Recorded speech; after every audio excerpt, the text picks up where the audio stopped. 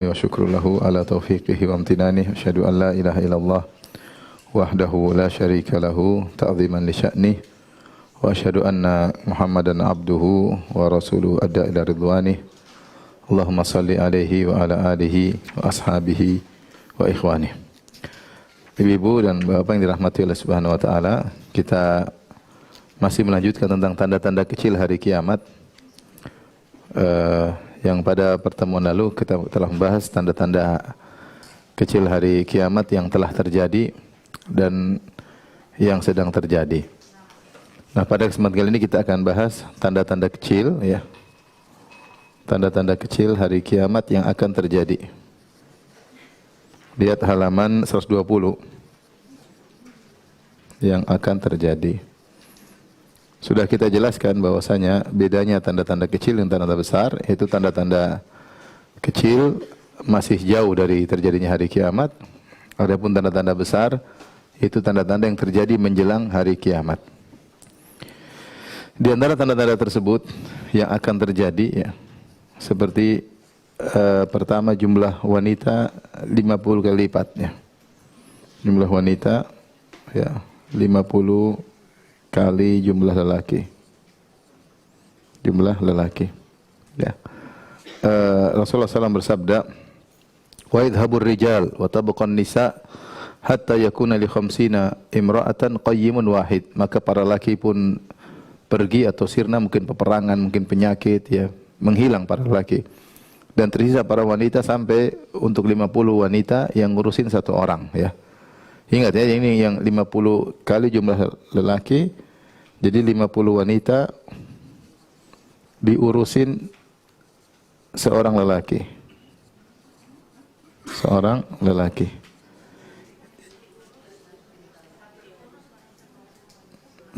Lima puluh wanita diurusin satu orang lelaki, ya. Bukan dinikahin, ya, diurusin. Ya. Diurusin, ya. Jadi ada yang salah paham bahwasanya nanti hari kiamat seorang laki boleh nikahi 50 apa? Wanita. Enggak, ya. Maksudnya saking banyaknya wanita dan lelaki pada meninggal dunia, entah karena musibah, entah karena peperangan, sehingga akhirnya satu orang harus mengurusin 50 wanita. Saya pernah ditanya oleh seorang di kejadian suatu daerah di luar negeri, banyak, jadi di daerah di negara non muslim, di situ banyak lelaki yang dibunuhin, ditangkapin, sehingga akhirnya jumlah wanita lebih banyak daripada lelaki, sangat banyak. Saya ditanya, bolehkah seorang laki menikahi lebih dari 4 karena kondisi wanita yang terlalu banyak yang harus diurusin? Saya bilang wallahu alam. Kalau hukum asal tidak boleh, ya. Tidak boleh, ya.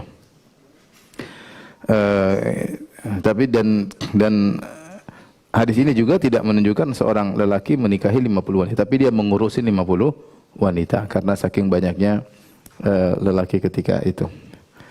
Kemudian yang kedua, Jazirah Arab menjadi hijau. Arab jadi hijau.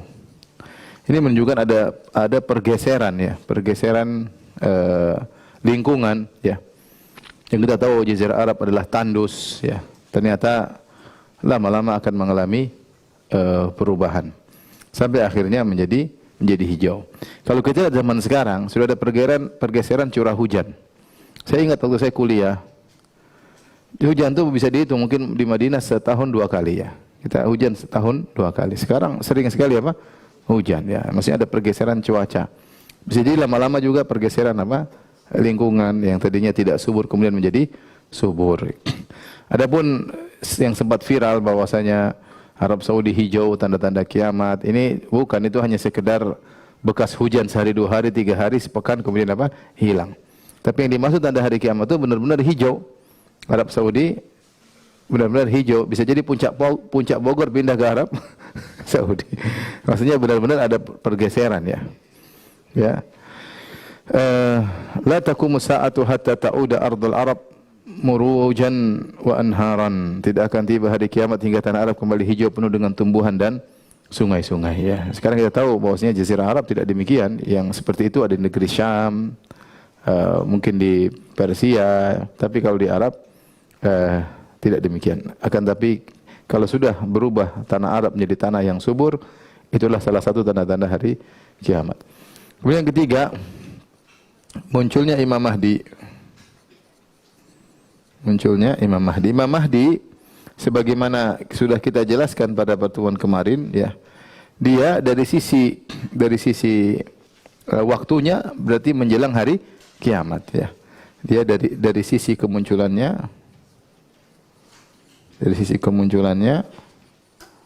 bersamaan dengan tanda-tanda besar. Bersamaan dengan tanda-tanda besar. Bukan tanda-tanda kecil, tanda-tanda besar. Yaitu Dajjal, munculnya Dajjal, turunnya Nabi Isa. Ini semua di zamannya Imam Mahdi.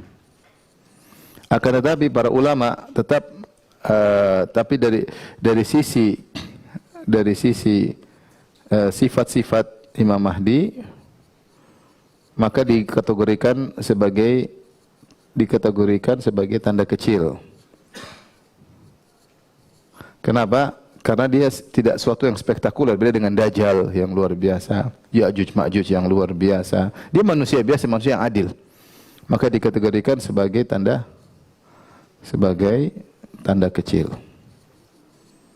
Tapi dari sisi waktu dia keluar bersamaan dengan Dajjal.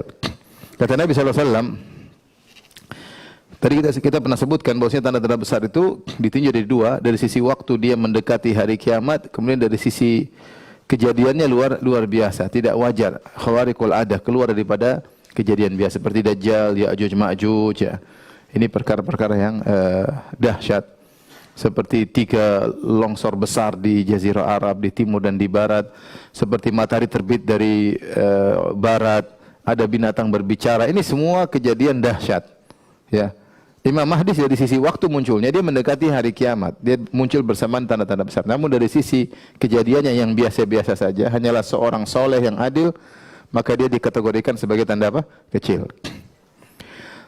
Rasulullah bersabda, "Lau lam yabqa minad dunya illa yaumun," kalau seandainya dunia tinggal 1 hari sebelum hari kiamat dan belum muncul juga Imam Mahdi, la tawwalallahu dzalikal yaum hatta yab'atsa fihi rajulan min ahli baiti. Maka kalau tinggal 1 hari lagi baru hari kiamat dan belum juga diutus Imam Mahdi, maka Allah akan panjangkan hari tersebut. Allah akan panjangkan hari tersebut sampai Allah utus di hari tersebut seorang laki dari keluargaku, dari ahli baitku. Yuwati usmuhu ismi, yang dimana namanya sama dengan namaku. Wasmu abihi isma abi, dan nama bapaknya sama dengan nama bapakku. Yaitu namanya kalau bukan Ahmad bin Abdullah atau Muhammad bin Abdullah. Jadi nama dia dengan nama Nabi sama dari sisi nama dan nama bapak. Rasulullah kan namanya Muhammad bin Abdullah. Imam Mahdi juga seperti itu. Namanya sama dengan namaku, nama bapaknya sama dengan nama bapakku. Jadi namanya mungkin Ahmad bin Abdullah atau Muhammad bin Abdullah. Yamla'ul arda qistan wa adlan kama muli'at zulman wa jawran. Maka dengan hadirnya Imam Mahdi, maka seluruh penjuru bumi diisi dengan keadilan. Ya, dengan keadilan sebagaimana sebelumnya dipenuhi dengan kezaliman. Ya, dengan adanya Imam Mahdi terjadi perubahan besar-besaran di alam semesta, di dunia ini, yang tadinya kezaliman di mana-mana, kemudian tersebarlah keadilan di mana-mana. Ini salah satu tanda-tanda kecil, ya, hari kiamat. Kemudian di antara yang keempat adalah kaum muslimin menyerang Yahudi. Menyerang Yahudi.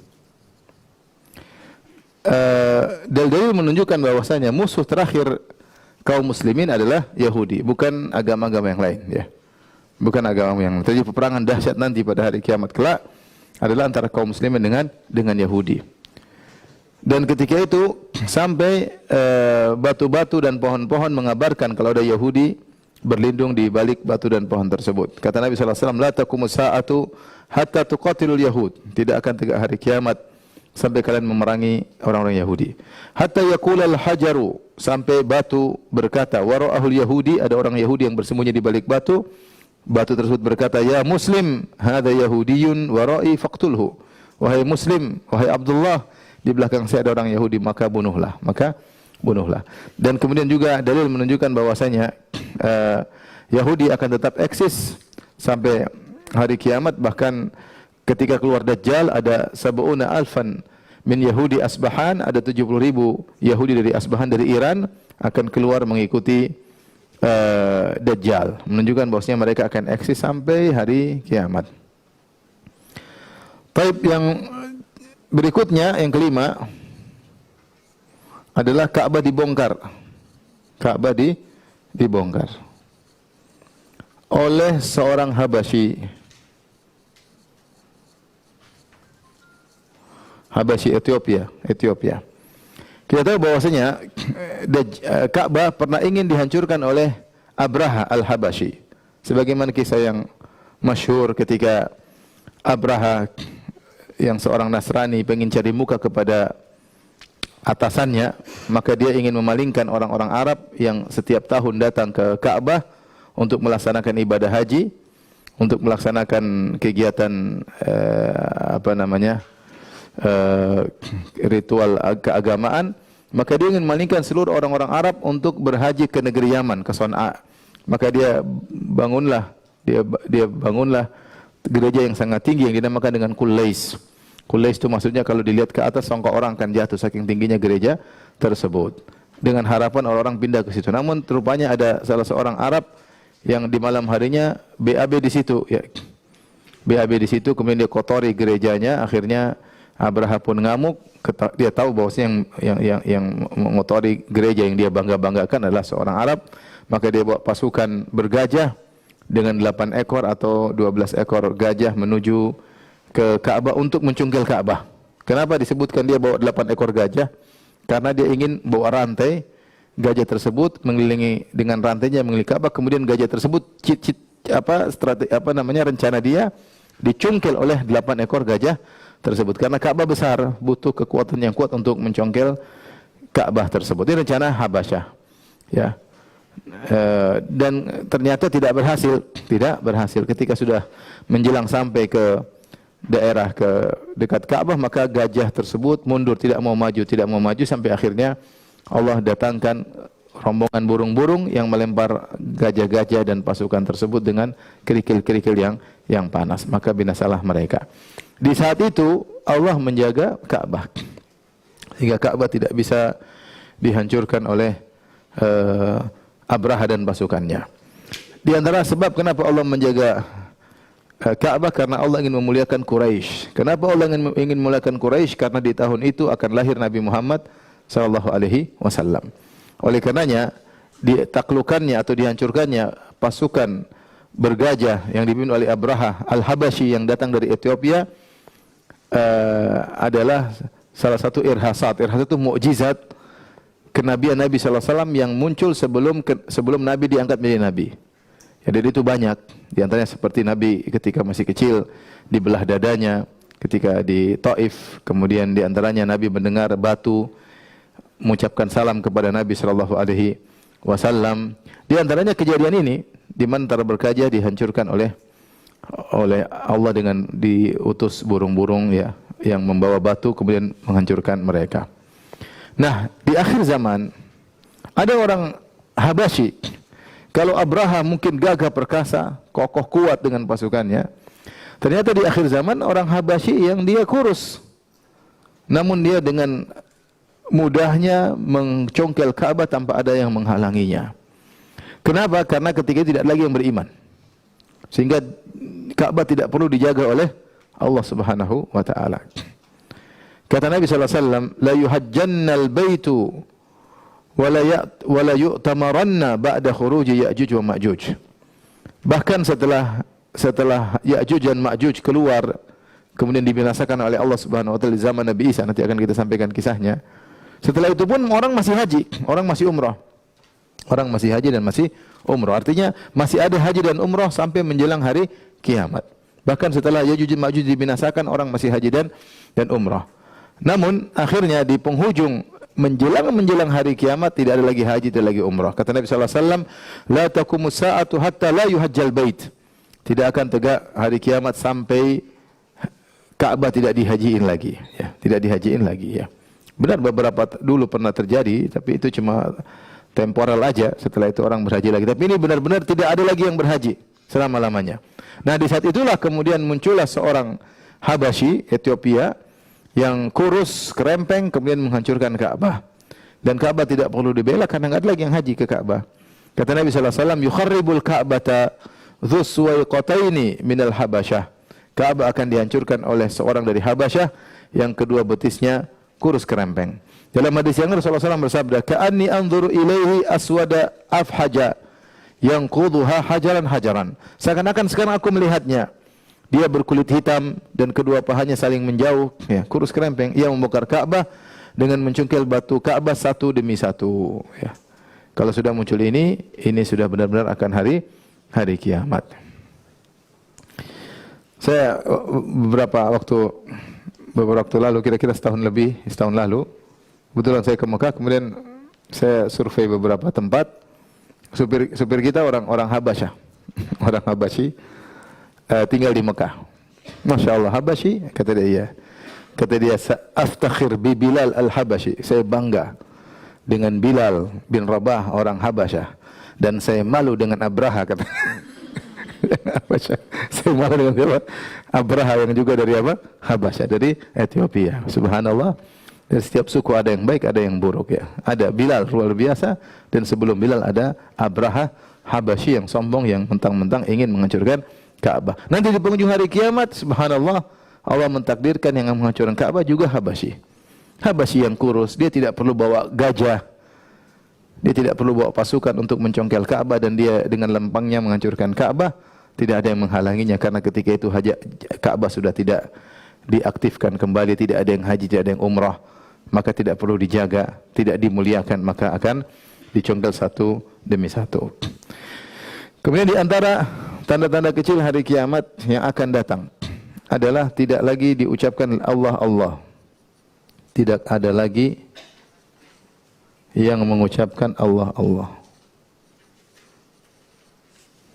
Allah Allah, itu sudah tidak ada yang beriman. Kata Nabi SAW, "La taqumus sa'atu hatta la yuqala fil ardi Allah Allah." Tidak tegak hari kiamat sampai tidak lagi di bumi orang berucap Allah Allah. Ya, inilah tanda-tanda kecil hari kiamat yang akan datang. Sudah kita jelaskan sebelumnya tanda-tanda kecil hari kiamat yang telah terjadi, kemudian tanda-tanda kecil hari kiamat yang sedang terjadi, dan inilah tanda-tanda kecil hari kiamat yang akan terjadi. Dari sini kita bisa mengambil beberapa faedah dari tanda-tanda hari kiamat. Pertama, ternyata tidak semua tanda hari kiamat itu tercela, ya. Seperti di antara tanda hari kiamat adalah diutusnya Nabi Muhammad SAW. Di antara dan itu merupakan kenikmatan dan merupakan rahmat dari Allah Subhanahu wa taala. Di antara tanda-tanda hari kiamat adalah terbelahnya bulan, dan itu mukjizat untuk Nabi sallallahu alaihi wasallam, dan itu bukan suatu yang tercela, ya. Namun di antaranya juga ada tanda-tanda yang tercela, ya, seperti wanita yang memakai pakaian tapi apa? Telanjang, orang-orang yang menghalalkan khamar, menghalalkan musik, menghalalkan zina. Ini adalah tanda-tanda yang tercela. Adapun hadis Nabi SAW, "Wa antarul hufatal uratal alata ri'a asya yatatawaluna fil bunyan." Engkau melihat ada para penggembala kambing yang tidak beralas kaki, tidak pakai baju, tiba-tiba berlomba-lomba dalam membangun bangunan yang tinggi, maka secara umum membangun bangunan tinggi tidak ada masalah. Bukan suatu celaan, bukan juga suatu pujian. Tetapi ketika Nabi mengatakan ya tatawalun, seakan-akan mereka bangga-banggaan, mana yang paling tinggi, maka dari sisi bangga-banggaan itu tercela. Dari sisi bangga-banggaan tercela. Saya yang paling tinggi, maka itu tercela. Maka orang tidak boleh mufakharah, tidak boleh bangga-banggaan, tidak boleh sombong-sombongan. Dalam perkara dunia, dalam perkara apapun tidak boleh sombong-sombongan. Jadi dia tercela dari sisi Rasulullah bersabda ya tatawalun, yaitu saling tinggi-tinggian. Tinggi-tinggian, siapa di antara kami yang memiliki bangunan yang paling tinggi, maka itu ada sisi celaan karena ada bangga-banggaan, sombong-sombongan. Kemudian yang kedua, di antara faedah ini terkait dengan cocok logi. Cocok logi. Bolehkah kita mengatakan inilah tanda hari kiamat yang Rasulullah sebutkan? Maka ini harus tidak boleh ngepas-ngepasin, nyocok-nyocokin. Kalau benar-benar iya, kita bilang iya. Jika tidak, maka tidak boleh kita maksa-maksakan. Paham? Maka muncullah karena dipaksa-paksakan muncullah dai-dai cocok logi. Ada yang mengatakan Imam Mahdi muncul tahun sekian, ada yang bilang kiamat tahun 2020, ya. Sekarang sudah lewat kiamat 3 tahun. Ada yang bilang Imam Mahdi akan keluar, guru kami ketemu Imam Mahdi sudah umur 39 tahun, ketemu di Madinah. Berarti tahun depan jadi Imam Mahdi keluar di atas muka bumi. Itu kalau nggak salah dia ngomong mungkin 2019. Berarti tahun 2020 kemarin Imam Mahdi sudah keluar. Kok nggak keluar lagi, jangan-jangan kena corona. Maksud saya, sehingga muncullah cocok-cocok lagi, maksa-maksakan hari kiamat. Seperti pernah kejadian, saya pernah bantah juga, ada seorang dai yang kemudian terdengar suara dentuman, ya, malam hari. Saya juga dengar waktu itu. Kemudian dia mengatakan ini tanda akan muncul dukhan yang menunjukkan kiamat akan tiba. Maksa-maksain, pingin sekali hari kiamat tiba. Kita enggak pingin hari kiamat cepat tiba, kita pingin masih bisa beramal apa? Saleh. Mereka ini pingin hari kiamat, pingin segera ramai, pingin segera perang, pingin segera. Enggak begitulah, ya. Semua orang waspada dengan hari kiamat, tapi jangan maksa-maksakan tanda-tanda hari kiamat dengan apa yang terjadi pada sekarang. Jika pas enggak ada masalah. Contoh misalnya, Rasulullah mengatakan tidak akan tegak hari kiamat sampai seorang melewati masjid dan tidak salat. Di antaranya kata Rasulullah, min asyratis sa'ah an yamurra ar-rajulu bil masjid la yusalli fihi. Di antara tanda hari kiamat seorang lewat masjid, numpang lewat tidak salat tahiyatul masjid. Sekarang ada yang begitu enggak? Terjadi enggak? Terjadi, banyak orang yang lewat aja tidak salat. Dan banyak sekarang masjid-masjid bukan untuk salat tapi untuk jadi wisata. Datang orang kafir masuk ke wisata. Tidak, bukan untuk salat, dia sendiri orang kafir tidak salat. Masuk masjid, lewat masjid tapi tidak salat. Sekarang terjadi, kita bilang ini sudah terjadi. Benar, kita enggak maksa, tapi memang kenyataan. Di antaranya tadi an la yusallim illa ala man ya'rifuhu. Di antara tanda hari kiamat seorang tidak memberi salam kecuali kepada orang yang dia kenal. Itu terjadi. Terkadang kita pun melakukannya. Kita hanya memberi salam kepada orang yang kita kenal. Tidak semua orang kita kasih salam, ya. Maka kalau memang pas, enggak ada masalah. Seperti Syekh bin Baz ketika menjelaskan di antara tanda hari kiamat taqarrubus suq, yaitu bahwasanya pasar mendekat. Sekarang benar mudah, marketplace, kemudian kita belanja online banyak sekali, mudah. Selain transportasi yang mudah, kita mau kemana belanja, sampai orang mau belanja ke luar negeri pun mudah, ya. Sarapan pagi di Jakarta, kemudian makan siang di Singapura, kemudian makan malam di Tegal, bisa. Mudah. Mudah sekarang, mudah mau belanja sini pagi, belanja sana mudah sekarang. Terutama lagi ada belanja online, sangat mudah. Itu boleh kita bilang, sebenarnya Syekh bin Baz mengatakan itu adalah perkara yang terjadi. Di antaranya seperti ketika Asma binti Abi Bakar radhiyallahu ta'ala anha. Asma binti Abi Bakar, suaminya siapa? Suaminya Zubair bin Awam. Dan kemudian dari pernikahan Asma binti Abi Bakar Zubair bin Awam punya anak namanya Abdullah bin Zubair, sahabat. Abdullah bin Zubair radhiyallahu ta'ala anhu. Kemudian juga ada Urwah bin Zubair. Abdullah bin Zubair radhiyallahu ta'ala anhu, seorang sahabat yang kemudian diperangi dan dibunuh oleh Hajjaj bin Yusuf Ats-Tsaqafi. Ya, yang kejam. Maka akhirnya Asma binti Abi Bakar, putri Abi Bakar ini yang dikenal dengan Zatun Nitoqain, dia didatangi oleh Hajjaj bin Yusuf Ats-Tsaqafi yang kejam. Maka apa kata Asma? Dia menerapkan hadis Nabi tentang masa depan. Kalau pas tidak mengapa, yang kita larang cocok logi, yang maksa-maksain. Apa kata dia? Amma inna Rasulullah sallallahu alaihi wasallam haddatsana, wahai Hajjaj. Sungguhnya Rasulullah sallam telah menyampaikan kepada kami suatu hadis bahwasanya anna fi Thaqifin kadzaban wa mubiran. Bahwasanya dari kabilah Thaqif akan ada seorang pendusta dan ada seorang yang kejam. Fa ammal kadzdzab, ya, faqat ra'ainahu. Adapun pendusta kami telah tahu, yaitu Al-Mukhtar bin Ubaid Ats-Tsaqafi yang dia ngaku sebagai nabi. Anda telah muncul dari kabilah Thaqif, pendusta. Nabi bilang dari kabilah Thaqif akan ada 2 orang yang luar biasa. Satu pendusta, satu orang yang sangat kejam. Kata Asma, adapun pendusta kami telah melihatnya, yaitu Mukhtar bin Ubaid bin Abi Ubaid Ats-Tsaqafi yang mengaku sebagai nabi. Wa ammal mubir, adapun yang kejam, fala ikhaluka illa iyyah. Menurut saya engkaulah orangnya. Engkaulah orangnya yang kejam. Qala faqama anha wa lam yuraji'ha. Maka kemudian Hajjaj bin Yusuf berdiri dan dia tidak membantah Asma. Asma bilang ini, yang Nabi pernah bilang untuk kawin rupanya orangnya.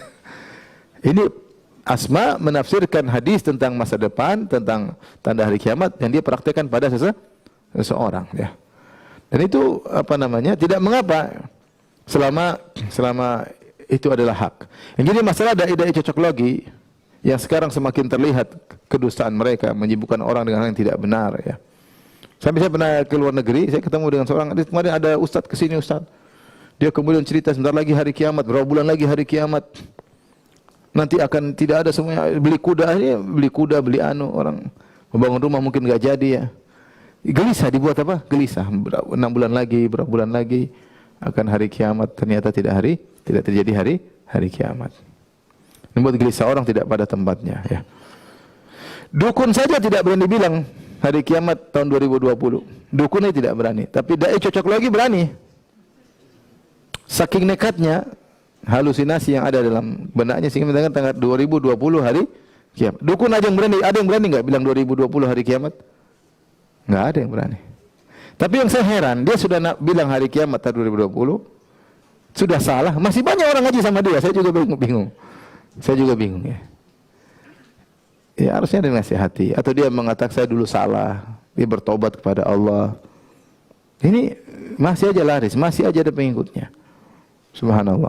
Hendaknya dia bertobat kepada Allah Subhanahu wa taala dan meninggalkan cara dakwah dia yang seperti ini, yang isinya kebohongan, menyebarkan berita dusta di kalangan masyarakat, memaksa-maksakan menafsirkannya dengan hadis-hadis Nabi sallallahu alaihi wasallam. Ini tidak boleh.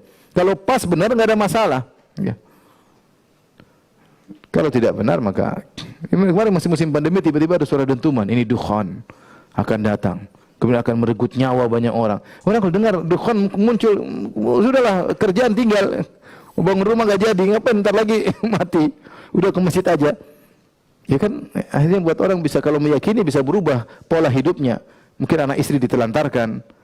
Banyak kemaslahatan ditelantarkan gara-gara dikasih tahu dukhan sebentar lagi apa?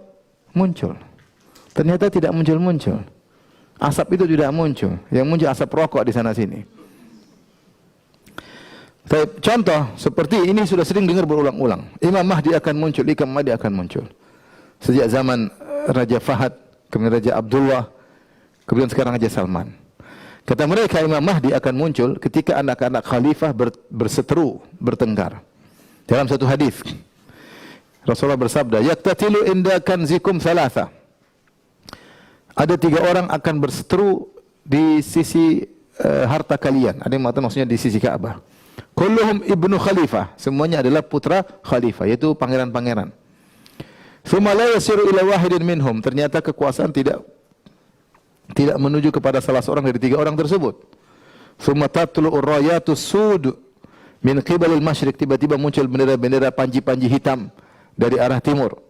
Fayaqtulunakum qatlan lam yaqtulhu qaumun fa idza ra'aitumuhu fabayi'uhu, maka kemudian mereka akan merangi kalian dengan peperangan yang tidak pernah dilakukan oleh suatu kaum pun. Itu peperangan yang dahsyat. Jika kalian melihat mereka datang, maka baiatlah orang tersebut. Ya, baiatlah kepadanya walau habwan ala salji, meskipun merangkak di atas salju. Jalan di atas salju kan susah, apalagi merangkak. Tapi kalau kau lihat dia segera baiat. Fa innahu khalifatullahil mahdi. Sungguhnya dialah imam apa? Mahdi. Ini hadis tentu ada khilaf di kalangan para ulama tentang hadis ini, sahih atau dhaif. Secara kevalidannya ada khilaf di kalangan para ulama. Ada yang mengatakan dhaif, di antara yang mengatakan dhaif misalnya Az-Zahabi dalam, kemudian juga Muhammad Rashid Ridha, kemudian ulama sekarang Al-Arnaud, Al-Albani mendhaifkan hadis ini. Dan ada yang mengatakan hadisnya bisa dijadikan hujah seperti Al-Hakim, Al-Qurtubi, Al-Busri. Tapi dia hadis ini diperselisihkan. Baik.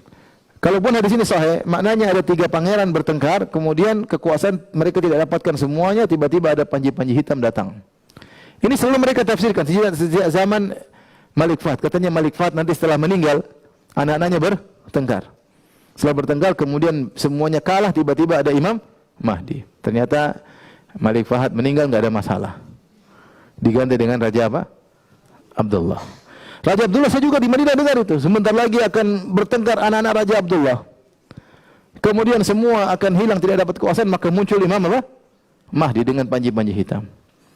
Kemudian Raja Abdullah meninggal, Imam Mahdi belum muncul. Digantikan oleh Raja apa? Salman. Raja Salman bukan anaknya Abdullah. Mereka kakak beradik, cuma beda ibu. Cuma beda ibu. Kemudian sekarang mereka bilang lagi, ntar Raja Salman meninggal akan bertengkar anak-anak Raja Salman. Terus cocok lagi melulu. Sampai kapan begitu? Akhirnya setiap ada tanda-tanda yang mirip-mirip dengan hadis, mereka paksa-paksakan. Ketika muncul ISIS dengan membawa bendera-bendera hitam, kata mereka itulah Imam Mahdi. Karena di antara ciri-ciri Imam Mahdi datang dari arah timur dengan bawa panji-panji hitam. Kebetulan ISIS panjinya warna hitam. Tapi banyak sekedar warna hitam kemudian dibilang itu Imam Mahdi. Mana syarat-syarat yang lain? Ya. Dan itu pernah terjadi juga di zaman sekitar tahun 70-an kalau tidak salah ya. Ketika muncul seorang Imam Mahdi yang kemudian menguasai Masjidil Haram, mereka memasukkan senjata lewat, disebutkan mereka memasukkan senjata-senjata lewat jenazah waktu itu. Jadi jenazah dibawa dimasukkan. Sampai akhirnya ketika mereka menguasai Masjidil Haram, maka imam mau sholat, kemudian imamnya kabur, kemudian mic diambil. Saya dengar ada yang cerita, imam itu, saya lupa namanya ya. Ketika dia mau dibunuh, dia buka simaknya, kemudian dia masuk di jemaah haji Indonesia. Itu musim haji kalau nggak salah ya. Kemudian dia selamat ya. Maka orang itu langsung di atas mic karena Imam Mahdi mengikrarkannya, memproklamirkannya di Ka'bah. Dia bilang saya Mahdi, maka baiatlah saya. Ketika itu banyak yang baiat. Saya ceritakan sama guru saya, subhanallah ketika dia akan muncul itu, setan datang membuat orang banyak bermimpi. Bahwasanya akan muncul Mahdi. Ini mimpi, itu mimpi, ini mimpi, itu mimpi, itu mimpi. Sehingga akhirnya mereka mendahulukan mimpi daripada nas, daripada dalil. Akhirnya banyak orang yang baiat. Syekh Abdul Muhsin Al-Abbad, saya cerita sama guru, ditanya, itu pendusta. Nanti sebentar lagi masuk dalam sejarah pendusta. Itu bukan Imam Mahdi. Akhirnya terjadi peperangan antara pemerintah Arab Saudi, akhirnya dia ditaklukkan, akhirnya dia mati. Kalau Imam Mahdi nggak bakalan mati, pasti apa? Menang. Ini Imam Mahdi palsu. Ya. Dan demikian muncul Imam Mahdi yang lainnya. Maka tidak boleh kita cocok-cocok logi, memaksa-maksakan tanda-tanda hari kiamat dengan apa yang di depan kita yang sedang kita alami, dengan dipaksa-paksakan hanya sekedar hanya ada ciri sedikit dipaksa-paksakan. Seperti ISIS adalah pasukan Imam Mahdi. Kenapa? Karena benderanya hitam. Apakah semua orang benderanya hitam kemudian jadi pasukan Imam Mahdi? Tentunya tidak.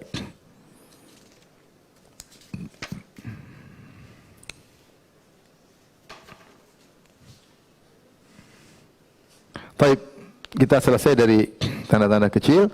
Sekarang kita masuk tanda-tanda besar. Tanda-tanda besar hari kiamat.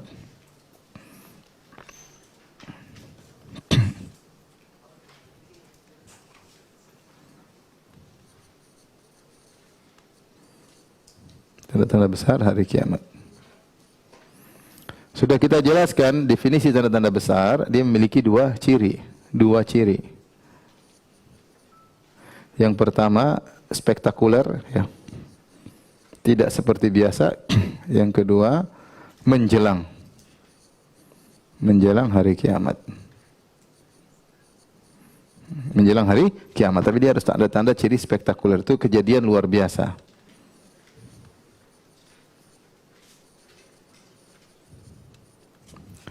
Baik, di luar normal ya, tidak biasa. Baik, semuanya dikumpulkan satu hadis Hudzaifah Al-Ghifari tentang 10 tanda-tanda hari kiamat. Ada 10 ya, 10 tanda. Kata Hudzaifah Al-Ghifari, "Tala an-nabi sallallahu alaihi wasallam alaina wa nahnu natadzakar." Rasulullah SAW muncul di hadapan kami sementara kami sedang berbincang-bincang, membahas sesuatu. Faqala ma tadzakarun, apa yang sedang kalian perbincangkan? Qalu nadhkuru sa'ah, kami sedang membicarakan hari kiamat. Kata Nabi, innaha lam taquma hatta tarawna qablaha asyra ayat. Ketahuilah bahwasanya hari kiamat tidak akan terjadi sampai kalian melihat sebelumnya ada 10 tanda-tanda. Fadzakara, kemudian Rasulullah SAW sebutkan 10 tanda-tanda tersebut. Ad-dukhan, itu asap yang luar biasa, yang bukan seperti asap biasa ya. Seperti orang mengatakan kemarin ada dukhan di mana-mana, itu dukhan kebakaran hutan, itu bukan bukan dukhan tanda hari kiamat. Kemudian yang kedua Dajjal, pendusta besar yang ngaku sebagai Tuhan. Yang ketiga Dabbah, yaitu hewan yang berbicara. Yang keempat tulu'us syams min maghribiha, matahari terbit dari barat. Yang kelima nuzul Isa bin Maryam alaihissalam, turunnya Nabi Isa alaihissalam. Yang ketujuh wa Ya'juj wa Ma'juj, Ya'juj dan Ma'juj, keluarnya Ya'juj dan Ma'juj. 7. Yang tiganya lagi longsor besar-besaran. Salasata khusufin, longsor besar-besaran, bukan gempa tapi longsor. Ambles, kalau bahasa kita ambles. Khasfun bil masyriq, ada ambles besar-besaran di timur. Wa khasfun bil maghrib, ada ambles besar-besaran di barat. Wa khasfun bi jaziratil Arab, dan ada ambles atau longsor besar-besaran di jazirah Arab.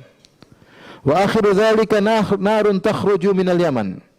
Dan setelah itu akan keluar api dari negeri Yaman, tatrudun nasa ila mahsyarihim, yang akan menggiring orang-orang menuju ke tempat mahsyar mereka. Baik, kita di sini ternyata ada 10 ya. Yang pertama apa? Kita urutkan aja, Dajjal, keluarnya Dajjal. Tidak apa-apa ya, tidak harus berurutan.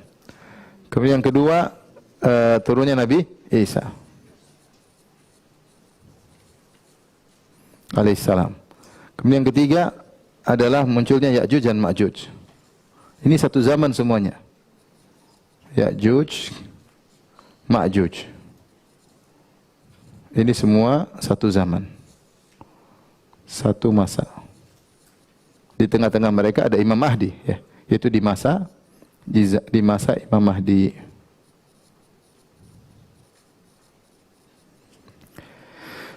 Kemudian berikutnya ada amblasnya bumi di belahan timur, ya. Amblas atau longsor bumi di timur. Kemudian yang berikutnya yang kelima sama amblas bumi di barat. Yang berikutnya yang keenam amblas di Arab, jazirah Arab. Baik, kemudian yang ketujuh terbitnya matahari dari barat.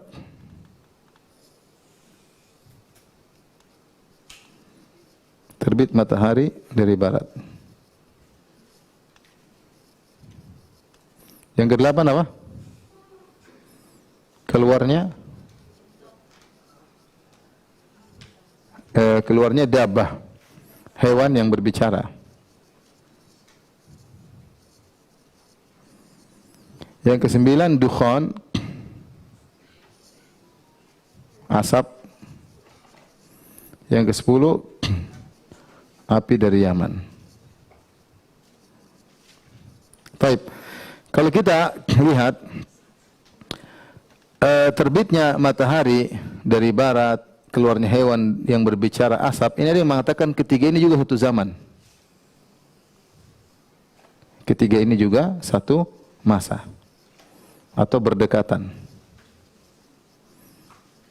Artinya kalau sudah terbit matahari dari barat, keluarnya hewan, ini sudah berdekatan. Apakah hewan keluar duluan atau matahari terbit dari barat berdekatan, kemudian asap setelah itu? Ini satu zaman, ya. Dan ini yang terakhir, terakhir. Adapun longsor atau amblas ini entah kapan, apakah sebelum atau sesudah tanda-tanda yang lain. Jadi maksud saya kita bisa klasifikasikan yang ini, yang pertama adalah Dajjal, Nabi Isa, Ya'juj Ma'juj ini duluan, ya. Ini lebih dulu, paham? Lebih dahulu. Setelah itu ini setelahnya. Setelah tiga tadi, ini yang Yang terakhir, paham? Adapun yang di tengah-tengah 4, 5, 6 kita nggak tahu kapan, sebelum atau sesudah, paham? Paham Ibu? Saya ulangi, jadi nomor 1, 2 dan 3 ini duluan munculnya di zaman tersebut bersama dengan zaman Imam Mahdi. Tentu ini sebelum matahari terbit dari barat. Ada matahari terbit dari barat, kemudian dukhan, kemudian atau terbit dari barat keluncurnya hewan, dan dukhan ini apa namanya? Terakhir. Dan artinya setelah 3 ini. Dan yang paling terakhir adalah api keluar dari Yaman. Adapun khasfun, lengser, ini entah di mana. Apakah sebelum munculnya Dajjal, apa setelah munculnya Dajjal, ataukah setelah terbit matahari, wallahu alam. Tapi yang jelas ini nomor 1, 2, 3 lebih dahulu daripada 789, paham? Yang jelas, kalau kita simpulkan, yang jelas nomor 1, 2 dan 3 lebih dulu dari berapa? Dari 7, 8, 9. Yang terakhir 10. Adapun berapa? 4, 5 dan 6 kapan, wallahu alam. Wallahu alam. Secara urutan. Ini kita berusaha menyusun tanda-tanda hari kiamat, urutannya seperti itu. Inilah 10 perkara yang Nabi sebutkan sebagai tanda-tanda besar hari kiamat, ya. Tentu para ulama khilaf tentang terjadinya urutan kejadian tersebut. Tapi secara umum kita katakan bahwasanya Dajjal, Nabi Isa dan Ya'juj Ma'juj dalam satu masa, sebagaimana kita sebutkan ini. Mereka dalam satu masa, ya. Begitu juga terbitnya matahari dari arah barat dan keluarnya dabbah dalam satu masa. Demikian juga yang terakhir adalah api dari Yaman, ya. Kemudian dukhan, ya. Dukhan juga ada khilaf, ya.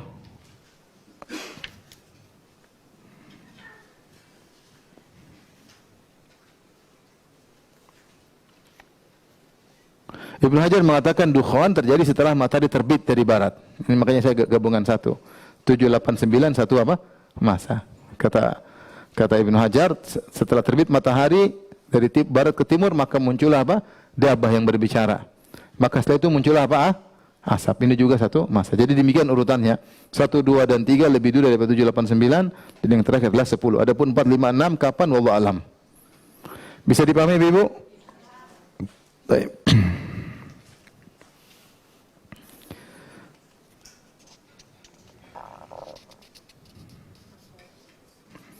Dan terbit matahari berdekatan dengan keluarnya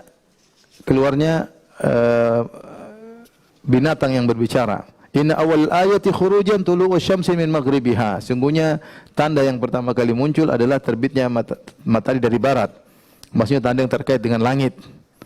Munculnya terbit matahari dari barat. Wa khurujud dabbati 'alan nasi dhuhan. Kemudian setelah matahari terbit dari barat, maka keluarlah binatang di waktu duha. Untuk berbicara, kenapa kalian tidak beriman, dan selanjutnya. Wa ayyuhuma makanat qabla sahibatiha fal ukhra ala ithriha qariban. Siapa yang muncul duluan, apakah dabbah, hewan ataukah matahari, maka berdekatan, kata Nabi SAW. Baik, kita bahas lanjut sebelum kita bahas tentang 10 tanda-tanda besar hari kiamat. Kita singgung tentang Imam Mahdi. Imam Mahdi kita lanjut. Karena Imam Mahdi muncul di zaman siapa? Dajjal, Nabi Isa, dan Ya'juj dan Ma'juj. Jadi terkait benar dengan ketiga tanda besar hari kiamat. Muqaddimahnya dengan adanya Imam Mahdi. Al-Imam Mahdi, ya, datang dalam hadis-hadis yang mutawatir, yang sangat banyak, ya. Di antaranya diisyaratkan dalam Sahih Al-Bukhari dan Sahih Muslim. Kata Nabi SAW, "Kaifa antum idza nazala ibnu Maryam fikum?" Bagaimana kondisi kalian tatkala Nabi Isa bin Maryam turun kepada kalian, wa imamukum minkum, dan yang menjadi imam adalah dari kalian. Artinya Nabi luar biasa. Nabi Isa turun, Nabi Isa seorang nabi. Ketika dia turun di suatu masa nanti di umatku, ternyata bukan dia yang jadi imam. Yang jadi imam adalah dari kalian. Imam tersebut adalah Imam Mahdi. Ya.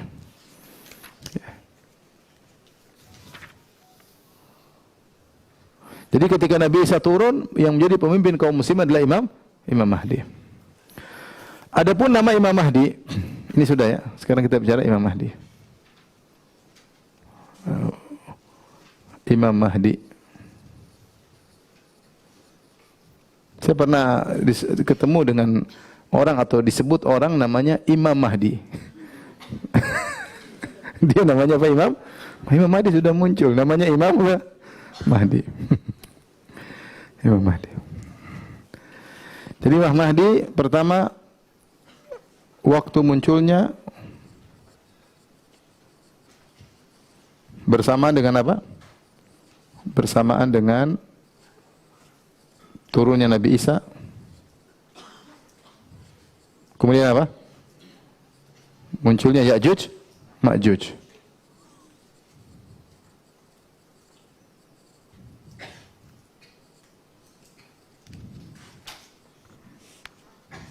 Dan apa lagi? Sudah.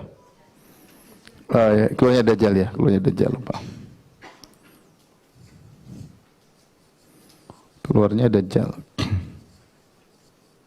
Baik. Yang kedua, adapun namanya nama Imam Mahdi.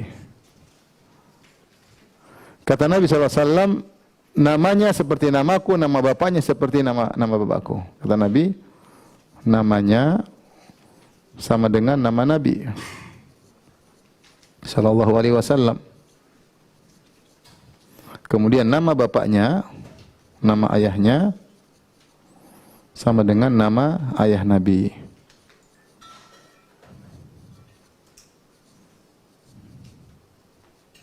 Oleh karenanya dua kemungkinan namanya, karena nama Nabi Ahmad atau Muhammad. Namanya Ahmad bin Abdullah atau namanya siapa? Muhammad bin Abdullah.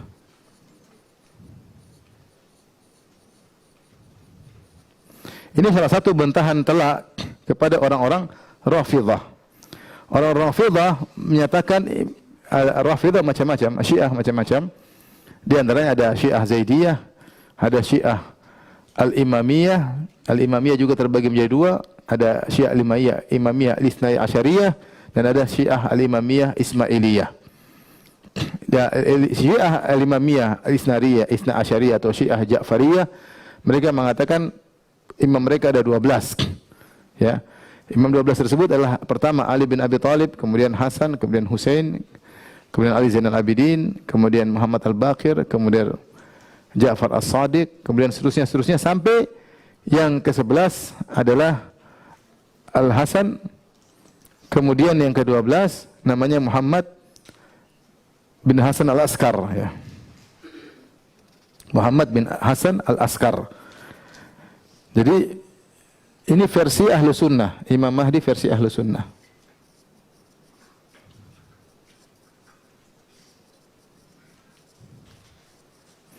Adapun Imam Mahdi versi Syiah, Imamiyah, Imam 12 adalah Muhammad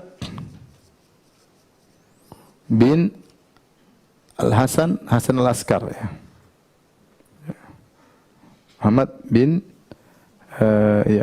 Al-Hasan Al-Askar.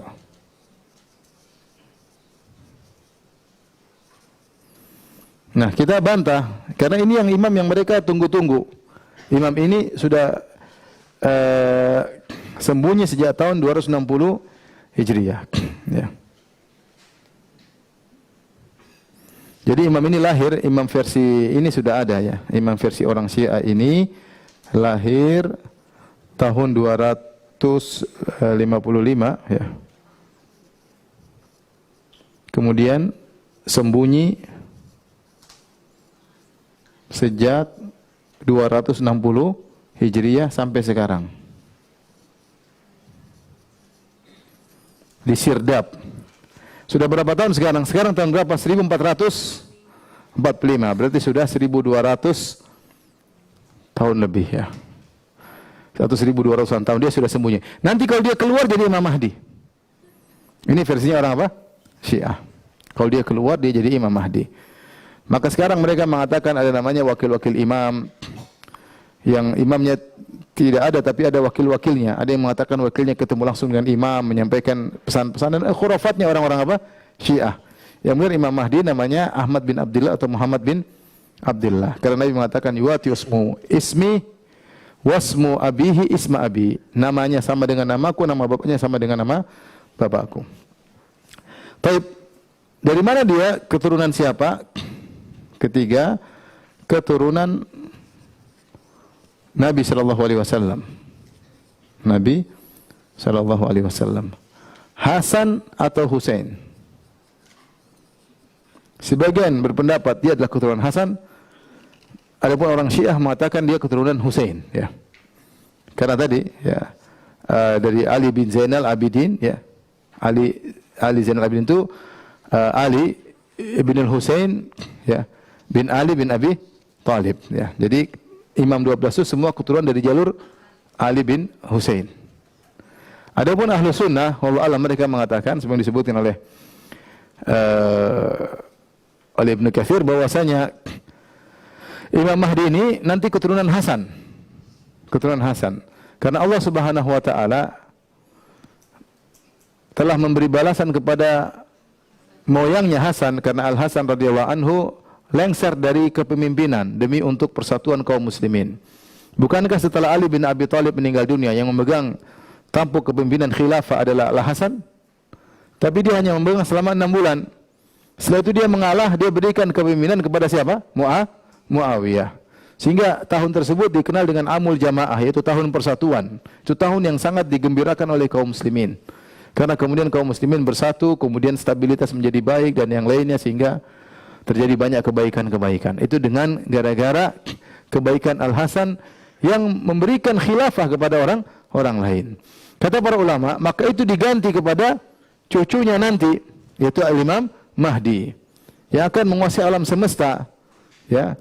Karena kakek moyangnya dulu Al-Hasan tidak mau memperoleh apa? Kekuasaan. Maka dipindahkan kepada anaknya, cucunya itu Al-Imam Mahdi. Adapun ciri-ciri Imam Mahdi kita bacakan. Biar cocok kalau ada orang ngaku Imam Mahdi, lihat dulu, ya. Di antara ciri-cirinya, ciri-ciri fisiknya. Ya, ini sudah, ya. Lanjut. Ciri-ciri Imam Mahdi. Ciri-ciri fisik Al-Mahdi. Kata Nabi SAW yang pertama adalah ajlal jabhah. Ajlal jabhah yaitu dahinya lebar. Dahinya lebar. Yaitu agak mungkin botak bagian depan. Sininya lebar, ya. Agak botak bagian kepala depan.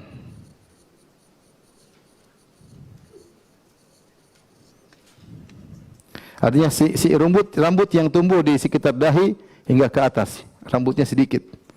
Rambut sedikit. Dan ini banyak orang Arab seperti itu. Di dahi ke atas. Banyak, ya. Di antara disebutkan Ali bin Abi Thalib juga demikian. Asla, yaitu sini rambutnya enggak ada. Yang kedua, aknal anf, hidungnya mancung dan agak bengkok di ujungnya. Hidungnya mancung, lancip, dan sedikit bengkok.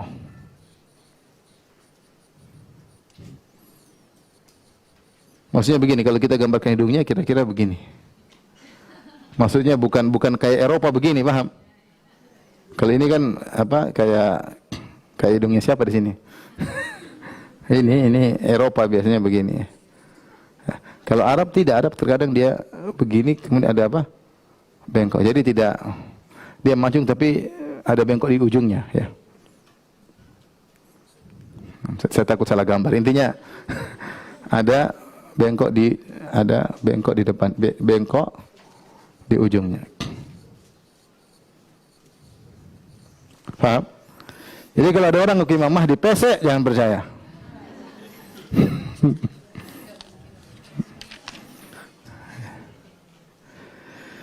Ini ciri-ciri fisiknya. Kemudian tadi dia tentu keturunan. Kemudian kondisi, ini ciri-ciri fisik. Kemudian kondisi alam semesta ketika dia keluar.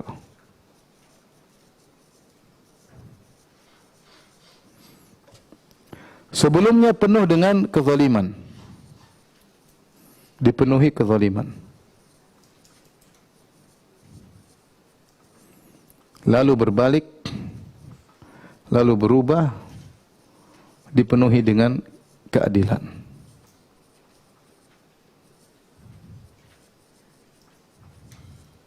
Makanya kalau Imam Mahdi sudah muncul lama-lama, dunia masih penuh dengan kezaliman, ini Imam Mahdi salah keluar waktu.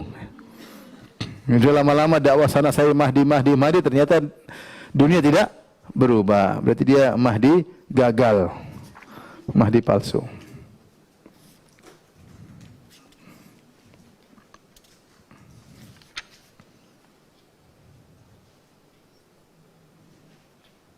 Baik. Ini kira-kira yang bisa kita sampaikan. InsyaAllah pada pertemuan berikutnya kita akan masuk perincian tentang tanda-tanda besar hari kiamat, mulai Dajjal dan seterusnya. Wallahu ta'ala alam bisawab. Kalau ada yang bertanya saya persilakan.